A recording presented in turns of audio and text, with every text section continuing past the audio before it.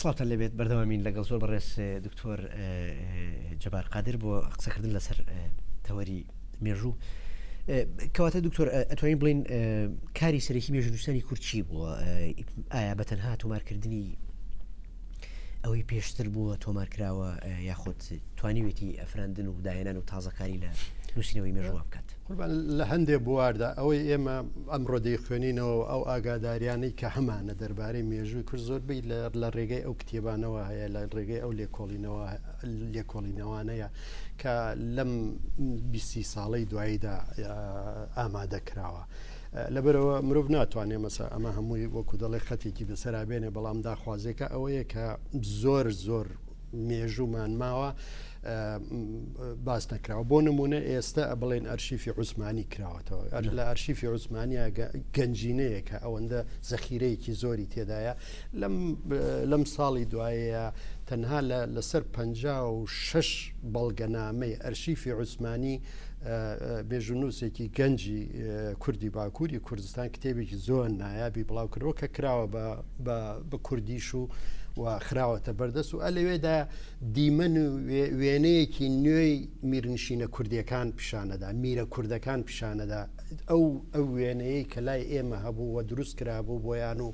خرابوونە، یعنی فریشتە ئاسا پێشکەش کرابوون. ئەم بە جیاواز باسی بەڵێ نێوەی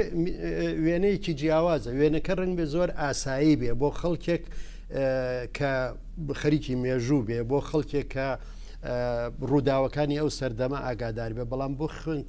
خوێنەوە هەرێکی ئاسایی کە فریشتەیەکی لەلا دروستکووە کاوە دەخوێنێتەوە تووشی شۆک دەبێ، ینی بە بۆچوونی من پێچەوانەکەی دەبینێت. لەبەرەوە مەسەڵەن ئەرشیفی بریتانی کراوەتەوە کۆمەڵێ زۆر لێکۆڵینەوە لەو بوارەدا دەربارەی ڕووداوەکانی بەتایبەتی سەدەی بیستەمین و ئەو سەردەمەی کە بە هەلێکی زێڕیندا دەنرێ لە مێژووی کورداوە کورد نەیتوانی ئەوەی کە گەلانی تر کردیان بۆ خۆی بیکات. دەربارەی ئەوە کۆمەڵێ زۆر بەڵگەنامە و ئەوانەی بریتانی بڵاو کراوەتەوە کە ئێستا کەڵکی لێوەردەگیرێ. لە مێژووی زارێکیە دەتوانرێ بەشێکی زۆر ئەوە بکرێ، بەڵام ئێمە تا کێشەی گەورەمان هەیە تاوەکوی ئێستا ئەوەی دەنووسرێ زیاتر مێژووی سیاسیە، مێژووی ژیاری، مێژووی شارستانی بڵێن، مێژووی کۆمەڵایەتی، مێژووی ئابووری، مێژووی ڕۆشنبیری. لەم بوارانەدا ئێمە بەڕاستی هێشتا زۆر لە دواوین و نەمانتوانیوە شتێکیوە. لەم ڕۆژانەدا تێزێکی دکتۆرا دەربارەی کە بارودۆخی کۆمەڵایەتی کەرکووک لە 21ەوە بۆ 58 زۆربەی هەر سەرچاوەکان کە دەربارەی پیشەکان، دەربارەی پێکهاتەی بڵێن چینایەتی دەبایە بگەڕێتەوە بۆ سەرچاوە تورکمانیەکان کە کەمینەیەکن لە شارەکە، بەس چونکە خەڵکی شارن پیشەگەرن توانیویانەوە بایەغیانداوە بەوە لێکۆڵینەوەیان لەسەر زۆربەی دەوڵەمەکانی شاری هەر تورکمانەکان لێکۆڵینەوەی کوردیمان لەو بارەیەوە نییە. یعنی من نمونەیەکە، یعنی باشە کەواتە زۆر جار باسی میلیشیانەکانەکریانی لە مێژووە باسی میلیشینەکان زۆرەکرێت لە میلیشینی بابان و ئەردەڵان و بۆتان و ینی ئەکرێ ئەو پرسیارە بکەین ئایا بەڕاستی لۆژیکیە بڵین کە ئەمە بە فعلی مەوقعەتێکی گرنگی پێگەیەکی گرنگی مێژوویان هەبوو میلیشینەکان یاخود ئەمە جۆرێک بۆ لە فوتیەکردن و ئەمانە یەکەیەکی یا دەڵێ بنیادێکی فیۆدالی عەشیرەتی بوو، ناوچەگەری بوونە، لەوە زیاتر نەبوونەوە. ئەمانە زیاتر دەگەڕێنەوە بۆ سەدەکانی ناوەڕاستی هیچ پەیوەندیەکیان بە مێژووی نوێوە نییە، هەرچەندە لە سەردەمی مێژووی نوێدا بووە، بەڵام ئەوە پەیوەندی بە بنیاتی کۆمەڵگەی کوردیوە هەیە، جڤاکی کوردیوە هەیە. لەبەر ئەوە دەبینی ئەو میرنشینانە هەتاوەکو ساڵی 1851 لە بڵێن باشووری کوردستان و تاوەکو نزیکەی 1890 لە ڕۆژهەڵاتی کوردستان بەردەوام دەبن. بەڵام لەو لەحزەیە کە دەوڵەتی عوسمانی بڕیار دەدا کە دەسەڵاتی ناوەندی بڵاو بکاتەوە لە ماوەیەکی زۆر کووردا هەموو ئەو میرنشینانە لە نێو دەچن و هیچیان نەیانتوانێت هەموو لەسەر سنوورەکانی خۆیان چاوەڕێیان کردووە کەی نۆرەیان دێ و لە نێو ببرێن لەبەر ئەوە ئەمانە وا پیشان بدرێن وەکو ئەوەی کە ئەمانە بنیاتێکی دەوڵەت بوونەوە دەوڵەتی کوردی بوونە ئەمە کارێکی ڕاست نییەوە ئەمە ناچێتە چوارچێوەی لێکۆڵینەوەی مێژووی ڕاستەقینەوە ئەمانە ئەگەر بمانایە تەوان وشەی ئەگەر لە مێژوودا نیە ئەگینا بۆ خۆت بە کەیفی خۆت مێژوودا دەڕێژیتەوە ئەگەر بمانایە ڕنگ بێ ببوونایە وەکو هەموو ناوچەکانی تر ڕنگ بێ ببوونایە بە ناوەندێک بۆ یەکەیەکی دەوڵەتی کە لەم ناوچەیە دروست بووە بەڵام نەمان و دەرفەتی مانەوەیان نەبوو چونکە خەریکی ململانێ بوون لەگەڵ یەکدا زۆر ناهاوسنگ بوون لەگەڵینە یعنی هەر لەو کتێبەی کە باسم کرد ئەو بەڵگەنامە عوسمانیانە ئەو میرنشینە کوردانە کە میرە کوردانە کە باسییان دەکرێت کە نیشانەی زیرەکی و ئەوانە بوونە هیچ ئاگایەکیان لە گۆڕانکاریەکانی دنیا نەبووە ئاگایان لێ نەبووە کە تۆپی چیایی داهاتووە کە هەرچی لەم کوردستانەیە من پرسیارێ بوو بۆم زۆر جار دەموت باشە بۆ قەڵغایە شتێ لە کوردستانە نییە هەر لەو چەند ساڵەیە زیاتر لە 600 قەڵا لە کوردستان وێران کراوە بە تۆپی دەوڵەتی عوسمانی هەمووی کراوە بە سیر لەوەدایە ئەو میرانە کە دەبرێن لە دواییدا پاداش دەکرێن و لەقەبی پاشایان دەدرێتێ بەڵام یەکێک کە زۆر کەم ناوی هێنراوە لە تاریخە مەحموود خانە ئەوە هەتاوەکو دەمرێ لەو بڵگارستان و ئەوانە ڕێگەی پێ نادرێ بێتەوە مەوەستان مەحموود خانی دەزلیە خەڵکی لە سەرەوەی منطقەی وانە بەڵێ باشە ئەمەش کێشەیەک دروستەکە وەکو بڵێ دەستێک هەیە زۆر کەسی نابود و ئەمە کراوە بە سەرکردەیەکی زۆر گەورە و کەسی زۆر لێ هاتوش وەک بڵێ شاراوە تۆ نازان ناتوانم لە خۆمەوە گومان و باوەڕ بە وەکو دەڵێ بە تیۆری پیلان و شتیوا بکەم بەس هەرچەند لێکی دەدەیتەوە زۆر جار ئەمە دەبینی لە ڕاپەڕینەکانە لە ڕاپەڕینە کوردیەکانە ئەمە زۆر بەهینە بینی لە تەک هەر سەرکردەیەک یەکسەر خۆفرۆشێک قوت دەکرێتەوە خیانەتکردنی ئەو خۆفرۆشە دەبێت بەهۆی لە نێوبردننی بزوتنەوەیکی گەورە و گران ئەمە بەردەوام دەبێ هەتا وای لێ دەیتر عقلەوە قبول ناکە بۆ شۆڕشی ئەیلول شتێکی تری دەکەن ئەوەن وڵا ئەمریکا ئەوە خیانەتیان لێکردین ئیتر خیانەتەکە لە کەسەوە دەچێت بۆ دەوڵەت ئەڵێ شا ئێران خیانەتی لێکردین ئەمریکا خیانەت باشە دکتۆر دواتر ئەچینە سەر ئەو تەوەرە هەستیارانە من ئێستا ئەمە هەر زیاتر لەسەر چەمکی مێژوو زیاتر پێداگری بکەین باشە ئەوەی کە بەڕێز ئاماژە پێکرد گەلێکی بێدی کۆمنت بێ ئەرشیف گەلێکی بێ تۆمار لە ئاواباردوی خەکە بەهۆی زاڵی گوتاری سیاسیەوە زۆربەی ئەو یاداشت و یادەوەریانی کە ئێستا لە بەردەستی ئێمانی کارکتەرە سیاسیەکان ئەوانن کە یاداشتەکانی شاخ و شارە ژێڕنەوە ئەمە لە ڕووی مێژوویەوە چەند ئەکرێ ئەم بابەتانە وەکو سەرچاوەیەکی مێژووی پشت پێ بەسترا و پشتی پێ بەستی و کاری پێ بکرێت ئەمانە دەکرێت بەکار بهێنرێن چونکە کۆمەڵێ زانیاری تێدای ئەگەر هەندێک لەوانە سەیرێکی تەنانەت مەسەلەن دەتوانی کۆمەڵێ زانیاری دەربارەی ناوچەکانی کوردستان دەربارەی گژوگیا لە کوردستانە دەربارەی ناوی گوندەکان مەسەلەن ناوی خەڵکێک کە لەوێدا ناویان هاتووە ماڵانێک کە خەڵک چوەتە ماڵیان ئەمانە هەمووی هەیە و کۆمەڵێ بەداخەوە شەڕی ناوخۆیی کە هەمووی لە دژی یەک کراوە بەڵام ئەمانە یعنی زۆر مەترسی ئەوە هەیە کە تۆ بتانی وەکو بڵگەی مێژووی بەکاران بێنی و زۆر پشتیان پێبەسی دەبێت ئەمانە بەراورد بکرێن لەگەڵ سەرچاوی تردا لەگەڵ زانیاری ترداوە دەبێت ئەمە مثلەن چاوپێکەوتن لەگەڵ زۆر لەو خەڵکانەدا بکرێت کە ناویان لەوێدا هاتووە ئایا ئەمەی لێرەدا دەگێڕێتەوە ئەمە هەموو حقیقەتەکەیە یا بەشێک لە حقیقەتەکە چونکە لە کۆتاییدا ئەو کەسەی کە یادەوەریەکانی بیرەوەریەکانی خۆی دەنووسێتەوە ئەو کەسێکە لە چوارچێوەیەکدا ینی دەژێ و دەوروبەرەکەی خۆی دەبینێ ئاگای لێ نییە ڕنگ بێ زۆر ڕووداوی تر زۆر لە نزیکەوە لە پشتی چیایەکەوە ڕوویداوە بەڵام ئەو ئاگای لێ نییە و کۆمەڵێ شتی تر هەبووە کە ڕوویان داوە ئەو بۆ خۆی بەشداری تێدا نەکردووە ئەو بە هیچ شێوەیەک باسی نەکردو بەڵام ڕنگ بێ ڕووداوی زۆر گرنگ بن لەبەرەوە ئەمە هەم سەرچاوەیەکی مێژوون هەم مەترسی زۆر گەوری تێدایە ئەگەر زۆر بە وریاییەوە زۆر بە شێوەیەکی چاوێکی ڕخنەگرانەوە سیر نەکرێ و بەراورد نەکرێ لەگەڵ سەرچاوەکانی ترا لەگەڵ بیرەوەریەکانی ترا و چاوپێکەوتن و پشت ڕاستکردنەوە و بە دوواداچوون لەگەڵ کۆمەڵی لەو خەڵکانی کە بەشداریان لەو ڕووداوانە کردووە نەکرێ هەروە وەربگیرێ هەڵبەتە مێژ و نووس بەرەو هەڵدێر دەبا و بەرەوە ئەوەی دەبا کە بڕیارەکانی دروست نەبێەوە ئەو ئەنجامانەی پێی دەکات دروست نەبن لەمە ڕووداوەکان. مارکس قسەیەکی هەیەڵێ مرۆڤەکان مێژوو دروست دەکەن بەڵام ئەوان ناتوان بەو شێوەی دروستی بکەن کە یانەوێ چونکە لە بارودۆخێکە ئەو کارەکەن کە بۆ خۆیان هەڵیان نەبژاردووە بەڵکوونەوەکانی پێشوو بۆیان ماوەتەوە. ئایا ئەو میراتی مارکس باسی لێوەکە لە باری کووردا چی هێناوەتەکەیەوە؟ ئەوە دەگەڕێتەوە بۆ مەسەلەن ئەو بنیادەی کە لە کوردستانە هەیە دەگەڕینەوە جارێکی ترسەر بنیادی کۆمەڵایەتێکە ئەو پرۆسە مێژوویە پڕ لە ئێش و ئازارەی کە کورد پێیدا تێپەڕیوە لەبەرەوە ئەمە ئەو زەمینەیە بووە کە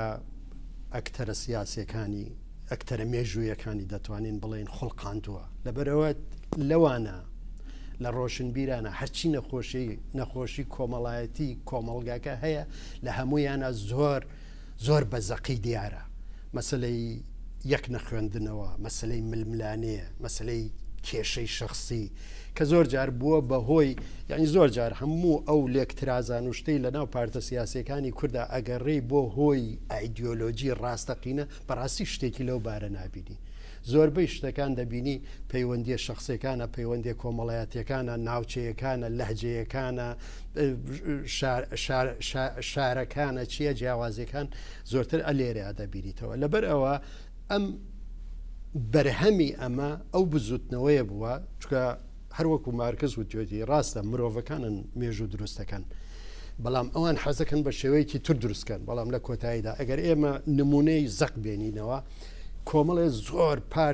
پارت لە کوردستانە کە دروست بوون لە سەرتاوە کۆمەڵە دروشمێکی ئەوەندە پێشکەوتن خوازیان پێشکەش کردووە بەڵام دوایی کۆمەلگا وەخو هین ڕای کێشاونەتەوە و خستوێتەوە ئەو چوارچەوەی خۆیە ئەوەی کە دژی دێوەخان بۆ دێوەخانی داناوە ئەوەی کە ینی وەکو لە بیرەوەرەکانە مەسەلەن بچووکترین شتیان لەو شاخە هین کردووە خۆماڵی کردووە بەعتیبارەمە لە کۆمەلگەیەکی شوێعی و چی ئەوانەیە ئەوە نابێ بەڵام کە هاتوونەتەوە ناو کۆمەلگەکە مەجبور بوون عاشیرەت بخوێنەوە ڕئیس عاشیرەت بخوێنەوە ئاغا بخوێنەوە دێوەخاندانن هەتاوەکو ئاغایەک و ڕئیس عاشیرەتێ ببینن سەد خوێندەوار لەبەر دەرگاکەیان بێجارێ ئەڵێ قەینا بە ئەوەن دانیشتن چکە ئەمە ئیشەکە مهمە چکە ئەو 50 چەکداری بۆ دێنێ ئەویش زیاتر پێویستی بە چەکدارەکان بووە ئەو بەخۆیەوە دێتە ناو حیزبەوە بە 50 کەسەوە کە جایش بووە هەر بە 50 کەسەکەەوە دەرەچێت لەبەرەوە ئەمانە هەمویان سەیری مێژۆکەمان کە بەتایبەتی ئەو مێژووی 200 ساڵەی دوایی ئەمە زۆر بە زەقی دەبینی کە لە هەموو شتەکانە دووبارە بووەتەوە لە هەموو ڕووداوەکانە دووبارە بووەتەوە و کاریگەریەکی زۆر نەرێنی نەگێتیفی لەسەر ڕووداوەکانە زۆر زەر دەستکاری ڕابردووەکەین ئێمە چی واکات کە ئێمە دەستکاری ڕابردوو بکەین ئایا ئەمە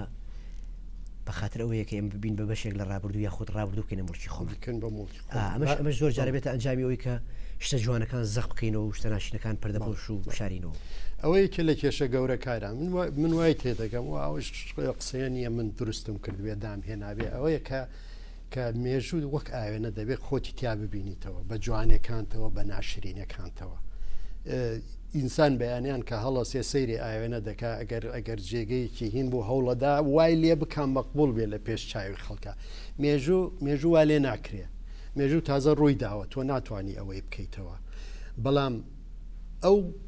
ئەو شتە ناشرینانە تۆ دەتوانی کەڵکی لێوەرگری دەتوانی پەندی لێوەرگری لێرەوە ئەو چیرۆکە دروست دەوێت کە خەڵک پند دەتوانێت لە مێژوو وەرگێ ئەگەر تۆ بە نادروستی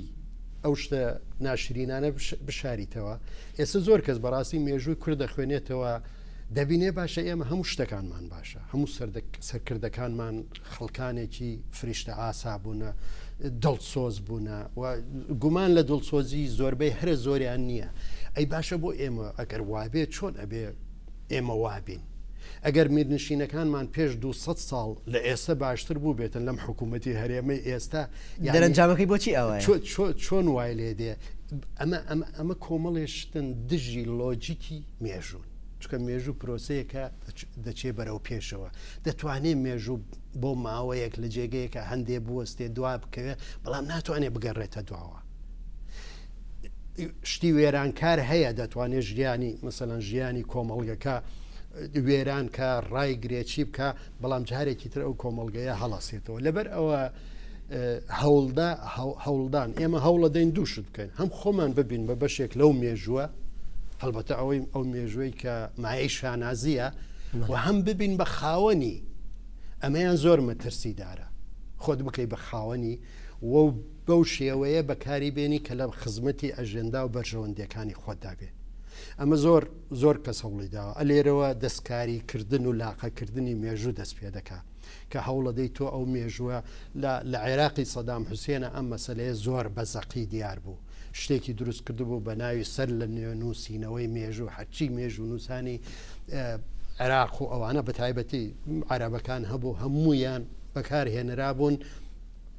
یعنی زۆر باش لە بیرمە لە گۆڤارێک هەبوو بە ناوی ئافاق عەرەبیە دەربارەی عەرەبێتی حەزرەتی ئادەم قسەیان دەکرد یعنی وتارێک نووسرا بوو دەربارەی لە ئەزەلەوە کە نەعەرەب هەبووە نە کورد هەبووە نە فەرەنسی هەبووە هیچ میلەتێک لەم میلەتانە ئەسڵەن لە ئارادا نەبووە دەربارەی ئەوەی کە 4-5 هزار ساڵە عەرەب و فارس دوژمنی یەکەن صراع العرب الفارسي في التاريخ يعني ململاني عرب وما يعني كومل شتيان دروست كرد و لب روجانه كتابكم دخلنا وكتابي زور جرينجا دالي يادوري كاني دولت اللي رياب بتايبتي باسوي صدام حسين كان چندي باري امولاتي بو ام بروسيه بكاري نوا بس بۆی مێژووی خۆی قبل بکاو بۆ ئەوەی مێژوویەک دروست بکە کە بەعس خاوەنیەتی و بەو شێوەیە مێژووی هەموو عەرەب و عێراق و ئەمانە دابڕێژێتەوە کە هینە تەنانەت لەو خشتانەی کە لە بابل کە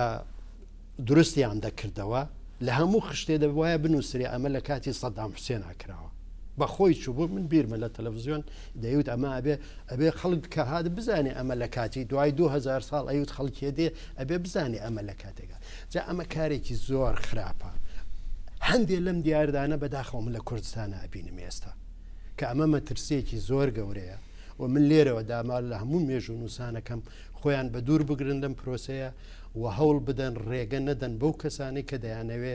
دەستکاری مێژوو خۆیان بکەن بە خاوەن مێژوو بەو شێوەیە بیبن کە هیچ میلەتێک قازانجی لێ نەکردووە شێواندنی مێژوو قەت لە قازانجە بە هەر نیەتێ بکەیت من دەزانم خەڵکێکی نیەت زۆر پاک هەیە حەزەکە مێژووی دروستکە پێش 3000 ساڵ ئێمە ئیمپراتۆریەتێکمان هەبووە بەڵام نەمان بووە نەخێر هیچ بەڵگەیەک نییە کە پێمان بڵێ ئێمە هەمان بووە ئەگەر چونکە شتێکە هەندێک لەگەڵ ناکۆکە لەگەڵ لۆجیکی مێژووە تۆ خاوەن ئیمپراتۆریە بۆ بێ بەڵام لە دوایی هەوا لێات بێ ئەم گەلە بەڵەنگازت لێ دەرچوو بێت لە ماوەی 2000 ساڵە هەرچی نەما لە مێژووە پێت نەکرێ و ئەوە 150 ساڵە لە هەندێک جێگە هەوڵ داوە بەس پێت بڵێن با بە کوردی ئیتر بشت کوژڵ قەیناگە بەس بڵێن کوردی یعنی هیچ مشکلێت باشە دکتۆر بە بڕای تۆ مەترسی و خەتەری دەستکاریکردنی ئەم ڕابردووە لە کوێیە لە چیە ینی لەوەی کە تۆ دەیت بە مەبەست بەدەست ئەن قەست بۆ مەبەستی تایبەت دەستکاری مێژوویەکەکەی مێژوویەکی حیراف پێیەکەی بۆی کە چەندەوەیەک لە دوای خۆ بە هەڵابی مەترسی ئەمە لە کوێیە بەڕاستی مەترسی ئەمە لەوەیە کە تۆ نەوەیەک دروست دەکەی تەنها یەک دیدی هەیە بۆ ڕووداوەکانی مێژووی خۆی و لە هەمووی لەوەش خراپتر ئەم نەوەیە و نەوەکانی داهاتوو بێبەش دەکەی لەوەی کە بەڕاستی ڕووی داوە لە مێژۆکەتە واتە ئەو دەرفەتەیان لێ دەبڕی بێبەریان دەکەی لەو دەرفەتەی کە بتوانن پند لە مێژۆکانی خۆیان وەرگرن و ئەو هەڵانەی کە باو باپیرانیان تێککەوتونە ئێمە هەمومان ڕۆژانە تەنانەت ئەو خەڵکە نەخوێندەوارەکانمان دەڵێ ئەلە وەڵا ئەوانەی پێش ئێمە ئەگەر باشیان بکردا ئێستا ئێمە نەختێکی سراحەتمانە کرد ئاخر ئەگەر تۆ سەیریکەی ئەم وەچەیەی کە ئێستا دوا تەمەنی بڵێن 50 و 60 و 70 ساڵە زۆربەی هەرە زۆری گرانی مێژووی کورد لەسەر شانی ئەم مۆچەیە بووە بەڵام لە 100 ساڵی ڕابردووە زۆر ئاسان بوو ئەگەر لە ساڵی 1970 کورد پرۆژەیەکی هەبوایە و سەرکردەیەکی خاوەن کاریزمای هەبوایە ئێمە زۆر جار باسی ئەوی ناناکەین واللهی لە شۆڕشی شێخ سەعیدی پیرانە نەک سلێمانی تیا نەبووە دهۆکشی تێدا نەبووە ئەمانە حقایقێکن ئینسانە بێدانی پیا بنێ لە شۆڕشی اسماعیل ئاغای شکاکە نازانم ڕەنگ بێ ڕەواندزشی تێدا نەبوو بێ ئێمە نابێ ئێمە لێرە دەبێت دان بەو ڕاستیە تاڵەدا بنین لە پاش شەڕی یەکەمی جیهانی ئێمە خاوەن پرۆژەیەکی نەتەوەیی نەبووین یەکگرتو سەرکردەیەکی خاوەن کاریزمامان نەبوو ئەو هەموو خەڵکە لی کۆبێتە ئەو ئیمپراتۆریەتی عوسمانیە داری بەسەر بەردەوە نەمابوو کابراایەکی وەکو مستەفا کەمال بەڕاکردن لە ئەستەمبوڵەوە ڕۆیشت لە ڕۆژهەڵاتی تورکیا کە زۆربەی هەر زۆری ئەوانەی پشگیریان لێ کورد بوون ئەلێەوە دەستی پێ کردەوە شتێکی پێکەوە ناکە ئەوەی ئەمڕۆ کۆماری تورکیاوە بۆ بەیەکی لە دەوڵەتە زلهێزەکانی ئەم ناوچەیە ئێمە لەبەر ئەوە تۆ بێی بڵێ نا ئێمە شەریف پاشا شتی زۆر مەزنی کردووە بەڵام شەریف پاشا لە 80 ساڵی تەمەنیا 6 مان خەریکی مەسەلەی کورد بووە ئەمە ڕاستیە کە خەڵک نایە ئەم ڕاستیە بزانێت شەریف پاشا وەکو سەرکردەیەکی ئۆپۆزیسیۆنی عوسمانی ناسراوە بەڵام کە باس هاتە ئەوەی کە ئیتر هەر ئەو گەلانە بۆ خۆیان دەوڵەت دروستکەن و ئەوانە فعلن بیرخەرەوەیەکی مێژووی پێشکەش کردووە دوای ئەوە لە ماوەی ساڵێک 2 ساڵە هێشتا هیوای هەیە بۆ کە حکوومەتی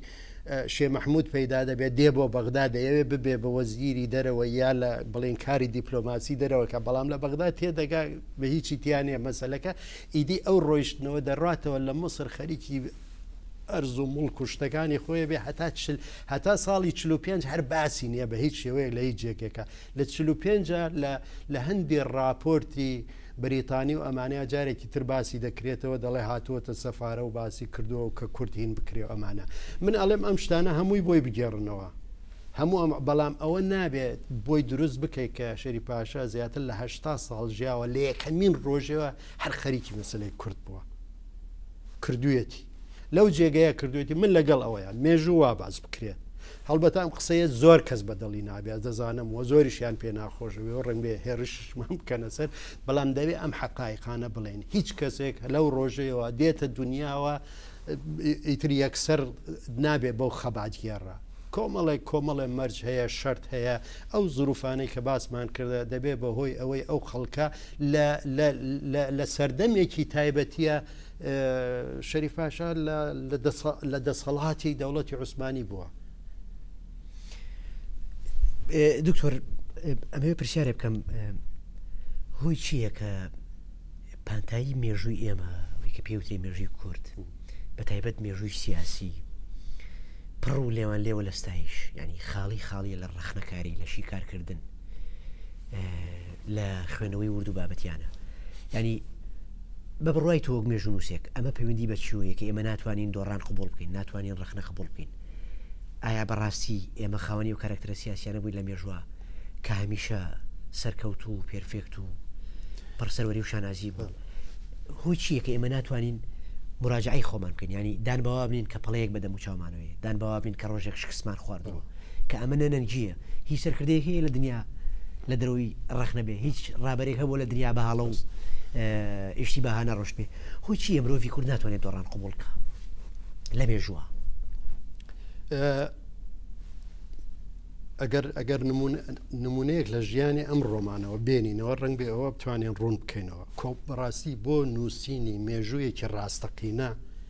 کۆمەڵێ بربەست هەیە بربەستەکان تەنها سیاسی نین بربەستی ئاینی هەیە بربەستی کۆمەڵایەتی هەیە بربەستی زۆر بربەست لە پێش ئینە یعنی ئەمڕۆ هیچ مێژوونووسێک لە کوردستانە ناتوانێت بە ئازادانە بابەتیانە هەموو شتەکان بە ناوی خۆی نێو لێ بنێ باسی ئینشقاقی ساڵی 1964 بکە خۆ بە هەموو پێوەرەکانی مێژوو ئەمە بووە بە مێژوو وا خەریکە 50 ساڵی بەسەراتێ دەمەڕێ ئەگەر سیر بکەی گەلانی تر ده ساڵ بەسەر ڕووداوەکان هاتیە دەپەڕێت دەتوانن دانیشن بەسەرێکی سارد وەکو دەڵێن